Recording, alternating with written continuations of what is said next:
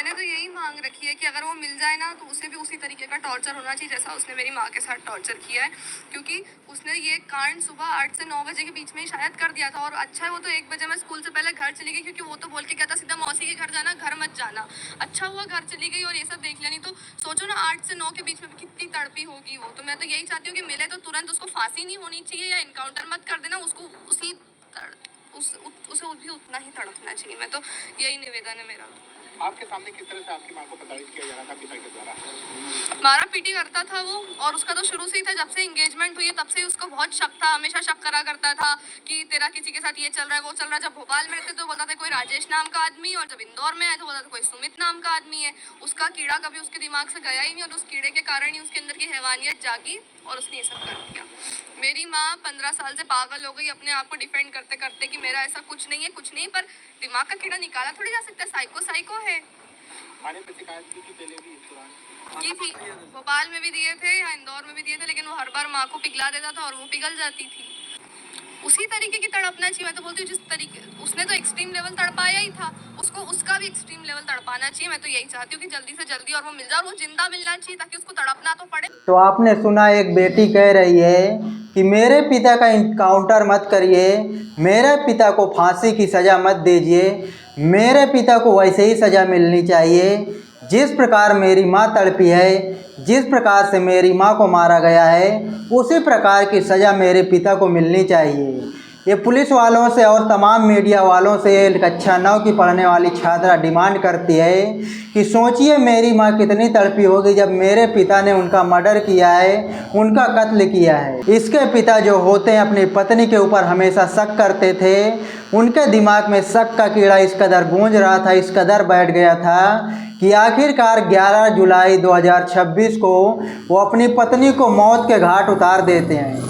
सोचिए, मौत के घाट उतारने के बाद उसका जबड़ा काटते हैं, उसका जो है गला काटते हैं, उसका चेहरा बुरी तरह से ख़राब किया जाता है, और जो शरीर पर खून के छींटे आए थे, जिस खून से कपड़े गंदे हुए थे, उन कपड़ों को वो चेंज करता है। चेंज करने के बाद वहीं पर स्नान करता है, स्नान करने के बाद चंदन तिलक लगाता है, अच्छे खासे कपड़े पहनता है, सूट बूट पहन के वो अपने स्कूल पहुंचता है, अपने बच्चों के पास पहुंचता है, वहां पर अपनी पत्नी का मंगलसूत्र देता है, नेकलेस देता है, और वहां पर बच्चों से कहता है कि ये लो कुछ पैसे और आप लोग घर मत जाइए, अपनी मौसी के यहाँ चले जाना।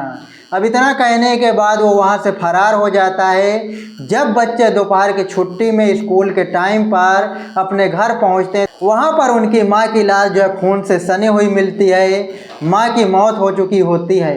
अब सोचिए, स्कूल में बच्चे पढ़ने के लिए जाते हैं, लेकिन अचानक से अपने घर पहुँचते हैं तो देखते हैं कि उनकी माँ अब इस दुनिया में नहीं है। सोचिए, जो छोटा बेटा है जो अभी 7 साल का है, वो अभी तक नहीं समझ पा रहा कि आखिर उनकी माँ को हुआ क्या है। वो बच्चा यही सोच रहा है कि मेरी माँ कहीं सो रही है या मेरी माँ कहीं चली गई है, जो कुछ समय बाद लौट कर आएगी। क्योंकि बच्चा जो होता है वो अपनी माँ के हाथ का खाना खाने का आदी होता है। वो यही बोल रहा था कि मेरी माँ मुझे खाना कब खिलाएगी, मुझे बहुत ज़ोरों की भूख लगी है। अखिलेश सैनी जो मूल रूप से भोपाल का रहने वाला है, एक व्यवसायी होता है, एक बिजनेसमैन होता है। उसकी शादी 2011 में उर्मिला के साथ हो जाती है। अखिलेश सैनी और उर्मिला सैनी के शादी के बाद सब कुछ ठीक ठाक चल रहा था। शादी के कुछ समय बाद जो उर्मिला सैनी होती है, उनकी नौकरी पोस्टल विभाग में लग जाती है। वो पोस्टल असिस्टेंट सहायक हो जाती हैं और वो अपने नौकरी पर जाने लगती हैं। अब यहीं से जो अखिलेश सैनी होता है उसके दिमाग में एक कीड़ा घूमने लगता है, और कुछ समय बाद जो उर्मिला सैनी होती है वो एक बेटी को जन्म देती है जिसका नाम प्रेक्षा रखा जाता है। अब बेटी धीरे धीरे बड़ी हो रही थी। जो प्रेक्षा है वो स्कूल जाने लगती है, लेकिन जो अखिलेश सैनी होता है वो लगातार अपनी पत्नी के ऊपर शक करता रहता है, लगातार अपनी पत्नी को शक की निगाहों से देखना शुरू कर देता है। उसको शायद यही लग रहा था कि मेरी पत्नी नौकरी पर जाती है और वहीं पर इसका किसी के साथ चक्कर चल रहा है। क्योंकि जो उर्मिला सैनी होती है अब उसका ज़्यादातर समय जो है नौकरी की वजह से ऑफिस में बीतता था और कई बार आने जाने में भी लेट हो जाता था, जिस वजह से जो अखिलेश सैनी होता है वो अपनी पत्नी का मोबाइल चेक करता है, उसके चैट चेक करता है, उसका व्हाट्सएप चेक करता है और तमाम जो सोशल मीडिया के हैंडल होते हैं सारे हैंडल चेक करते रहता था। और सोशल मीडिया पर वो ये देखने की कोशिश करता था कि आखिर मेरी पत्नी किसके वीडियोज को लाइक कर रही है, किसके फ़ोटो को लाइक कर रही है और किसके वीडियोज फ़ोटो पर कमेंट कर रही है। ये सारी चीज़ें अखिलेश सैनी चेक किया करता था, जिस वजह से पति पत्नी में थोड़ा बहुत विवाद बनने लगता है। उर्मिला सैनी को यही लगता था कि नई नई शादी हुई है, नई नई नौकरी लगी है, तो हो सकता है मेरा पति मेरे ऊपर कुछ शक करता है और समय के साथ सब कुछ सुधर जाएगा।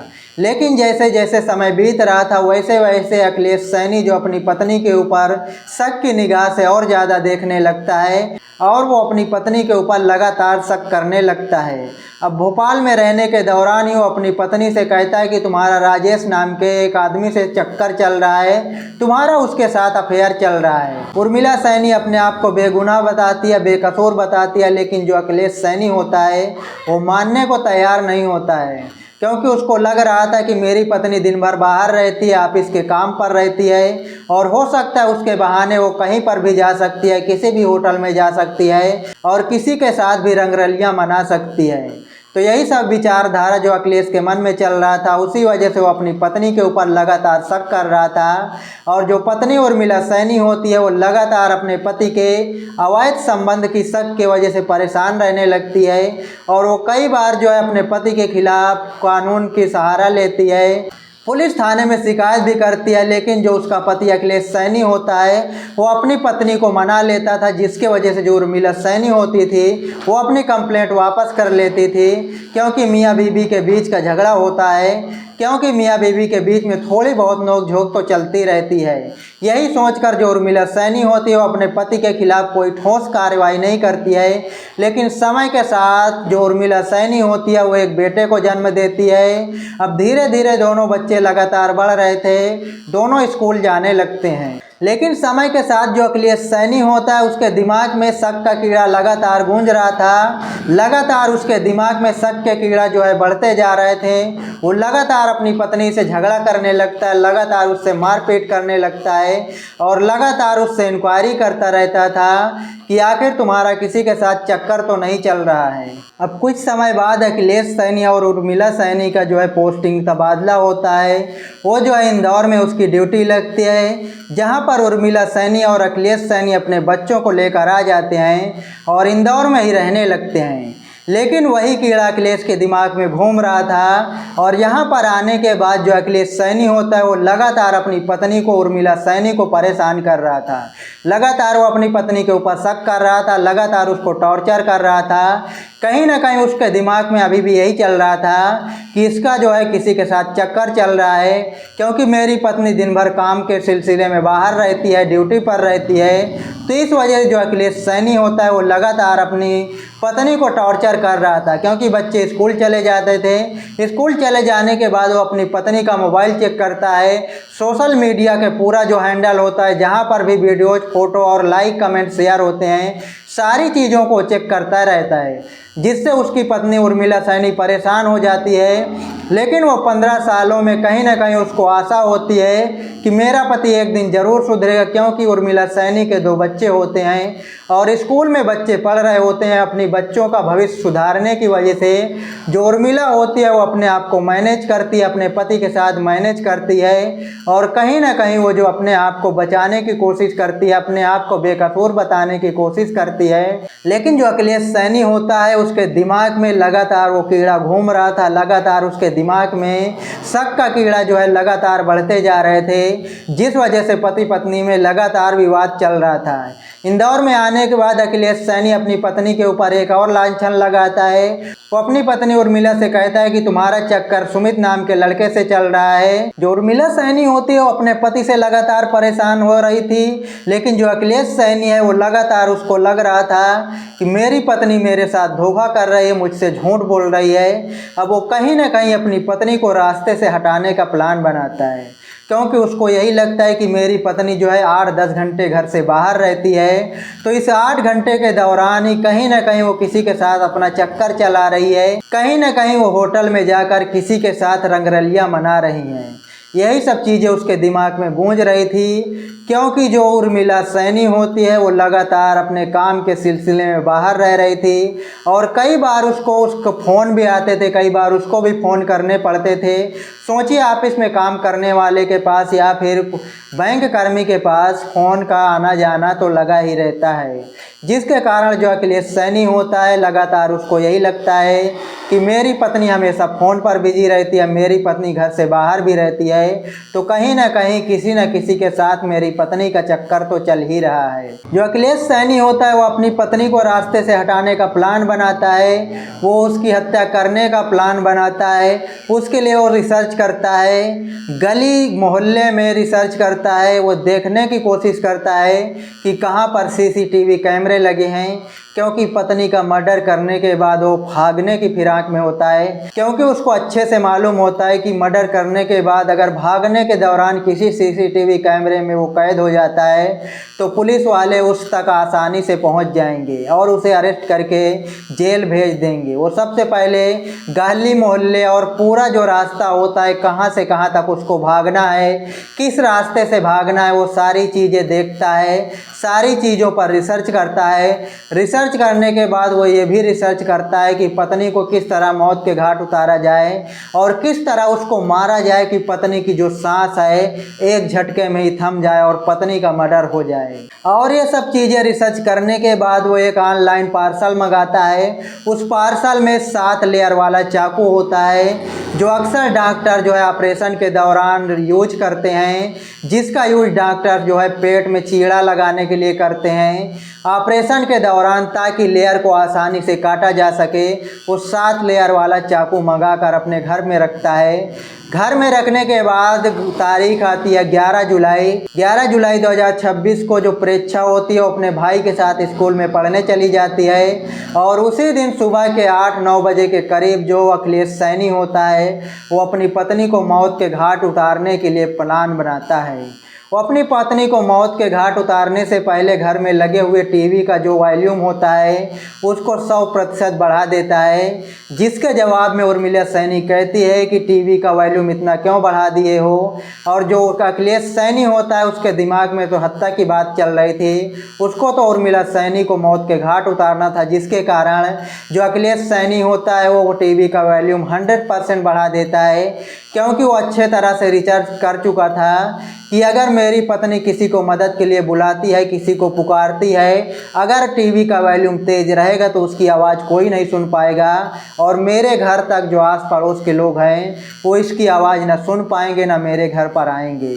अब यही सोचकर वो टीवी का जो है वॉल्यूम बढ़ा देता है। वॉल्यूम बढ़ाने के बाद वो मौका देखता है और मौका देखते ही एक भारी वस्तु से जो है अपने पत्नी के सिर पर वार करता है। अखिलेश सैनी अपनी पत्नी के ऊपर इतना जोरदार प्रहार करता है कि उसकी पत्नी वहीं पर बेहोश होकर गिर जाती है। जब उर्मिला सैनी वहां पर बेहोश होकर गिर जाती है तो जो अखिलेश सैनी होता है उसका गुस्सा 7वें आसमान पर होता है और वो उसी पार्सल द्वारा मंगाए गए 7 लेयर वाले चाकू से जो है अपनी बीवी को काटना शुरू कर देता है। उसकी छाती पर बैठकर सबसे पहले उसकी गर्दन को काटता है, उसकी छाती को काटता है। उसको काटने के बाद जो है अपनी पत्नी का जो है चेहरा बुरी तरह बिगाड़ता है। अपनी पत्नी के चेहरे पर जो है चाकू से कई बार उसको गोदता है, क्योंकि उसको लगता था कि वो अपनी पत्नी का जो है चेहरा तक नहीं देखना चाहता। वो उसके दांत तक तोड़ देता है, जबड़े को जो है चाकू से काट देता है और कई तरह से उसके शरीर पर हमले किए जाते हैं। सोचिए एक लाश के ऊपर इस तरह से अखिलेश सैनी वार कर रहा था। इतना ज़्यादा उसको अपनी पत्नी से नफरत हो गई थी कि वो मरने के बाद भी इस क्रूरता के साथ अपनी पत्नी के ऊपर हमला करता है और उसी हमले के दौरान जो अखिलेश सैनी होता है वो खून से लथपथ हो जाता है उसके जो कपड़े होते हैं वो खून से सन जाते हैं और पूरे शरीर पर उसके खून के छींटे लग जाते हैं और फर्श पर जो है काफ़ी सारा खून बहने लगता है।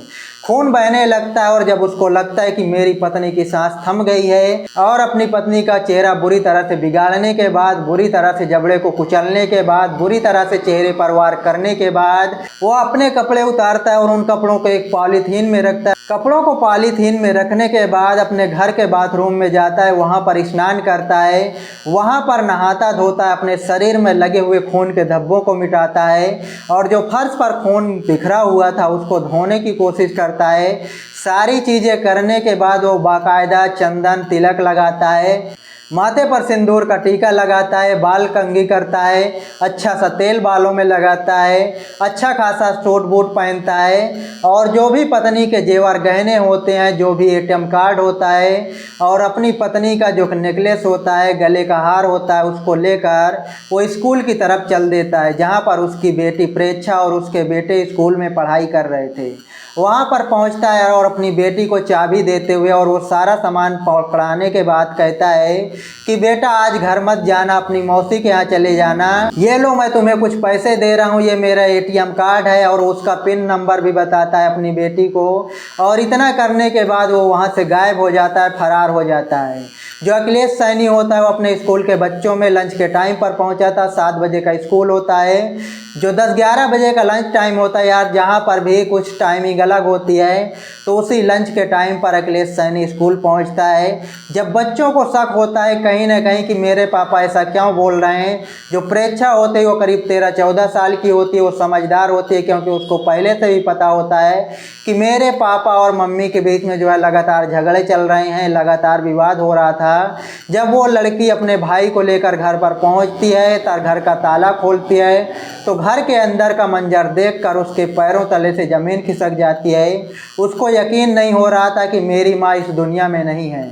लेकिन जो छोटा भाई 7 साल का होता है उसको अभी तक यकीन नहीं हो रहा था कि मेरी माँ जो है मर चुकी है। उसको यही लग रहा था कि मेरी माँ सोई हुई है या तो मेरी माँ कहीं गई हुई है। वो लोगों से यही अपील कर रहा था, लोगों से यही डिमांड कर रहा था कि मेरी माँ जो है मुझे खाना खिलाएगी क्योंकि मैं अपनी माँ के हाथ का ही खाना खाता हूँ।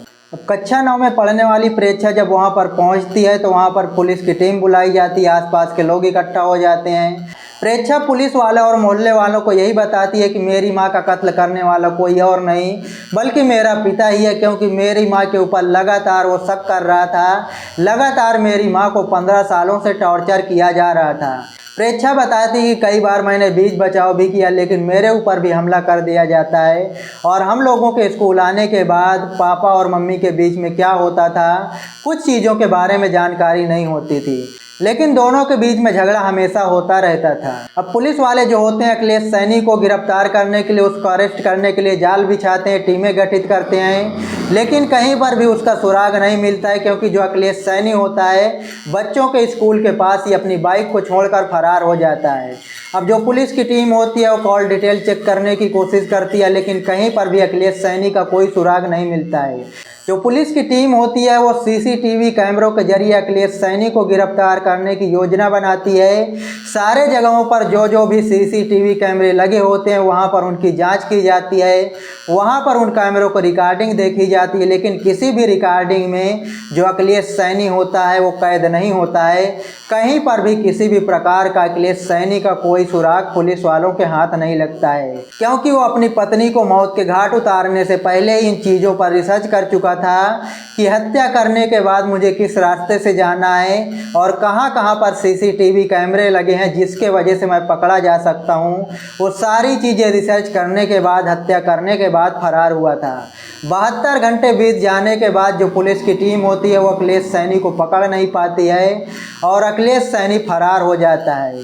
आखिरी समय पर उसको रेलवे स्टेशन के पास देखा गया था और वो दिल्ली के लिए एक रेलवे टिकट भी बुक करता है, लेकिन पुलिस वालों को लगता है कि वो सारी चीज़ें इसलिए किया था ताकि पुलिस वालों को गुमराह किया जा सके कि जो अखिलेश सैनी है शायद वो दिल्ली गया हुआ है। अब सोचिए एक बीवी को मारने के बाद जो अखिलेश सैनी होता है वो किस शातिराना अंदाज में किस तरह से सीसीटीवी कैमरों की निगरानी करता है, पूरी प्लानिंग के तहत जो है अपनी पत्नी को मौत के घाट उतारता है। अपनी पत्नी को मौत के घाट उतारने तक अभी तक पुलिस वालों के हाथ नहीं आया है। शादी चाहे 15 साल की हो, 5 महीने की हो या 50 साल की, अगर शक का कीड़ा किसी के दिमाग में बैठ गया, चाहे वो पत्नी हो चाहे वो पति हो, तो जिंदगी भर हटने वाला नहीं है। क्योंकि चाहे पत्नी हो चाहे पुरुष हो, कहीं ना कहीं किसी आदमी से, कहीं ना कहीं किसी औरत से तो किसी न किसी को बात करनी ही पड़ती है। चाहे वो फ़ोन के द्वारा हो, चाहे फिर आसपास के लोग हों, या फिर किसी मार्केट में हो, या फिर किसी शहर में। तो क्या उसी शक को उसका अफेयर मान लिया जाए? क्या उस बात करने की वजह से किसी के साथ चक्कर चल जाता है? हाँ, अगर लगातार वो आदमी उस आदमी के कांटेक्ट में रहता है, लगातार उसके साथ घंटों बात करता है, तो शायद इस तरह की चीज़ें संभव हैं और इस तरह की चीज़ें जो है अफेयर के बारे में सिक्योर करती हैं। लेकिन अगर एक समय पर किसी से बात किया जाए, चाहे वो फ़ोन द्वारा हो चाहे आमने सामने, तो उसका मतलब ये नहीं होता है कि इस आदमी का या इस औरत का उसके साथ चक्कर है। ऐसा बिल्कुल नहीं होता है। लेकिन कहते हैं एक बार शक का कीड़ा जिसके दिमाग में पनपने लगे तो 1000 कीड़ों को जन्म देता है, और वही 1000 कीड़े जो है लगातार बढ़ते रहते हैं और एक दिन ऐसा ही क्राइम करवा देते हैं। सोचिए, पत्नी को मौत के घाट उतार दिया, खुद जेल जाओगे, लेकिन 2 बच्चों का क्या कसूर था? आखिर उनकी गलती क्या थी? स्कूल में पढ़ रहे थे, उनकी कोई गलती नहीं है। और ये कहानी जो है, ये घटना जो है सोशल मीडिया पर बहुत तेज़ी के साथ वायरल हो रही है। तो आप लोग इस घटना के बारे में, इस वीडियो के बारे में क्या कहना चाहेंगे? कमेंट बॉक्स में ज़रूर बताएं। मिलते हैं किसी नई वीडियो के साथ, किसी नई घटना के साथ। तब तक के लिए नमस्कार, जय हिंद।